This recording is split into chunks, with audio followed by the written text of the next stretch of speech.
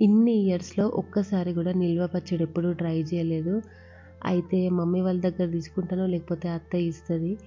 So, first time try చేస్తున్నాను tomato నిల్వ పచ్చడి. ఉన్న నాలెడ్జ్‌తోనే చేస్తున్నాను. అంటే చూస్తున్నాను, విన్నాను. కానీ చూడడం వేరే, వినడం వేరే. మనం ఎగ్జిక్యూట్ చేయడం అనేది ఇంకా డిఫరెంట్ కదా!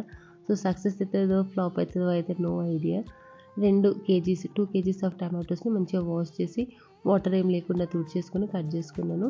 ఒక బౌల్‌లో టమాటో పీసెస్ వేసి, పులుపుకి అందాజాగా నేను చింతపండు వేసేసి 2 స్పూన్స్ ఆఫ్ సాల్ట్ వేసేసి మూత పెట్టేసుకున్నాను. సో, మధ్య మధ్యలో కలుపుతూ ఉండాలి. వాటర్ మొత్తం పోయి స్టవ్ ఆఫ్ చేసుకునే టైంకి మనకి టమాటోస్ కాస్త ఇట్లా అవ్వాలి.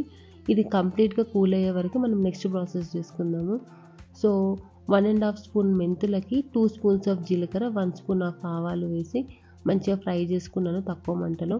నెక్స్ట్ వీడియోలో మిగతాదంతా షేర్ చేస్తాను. Do check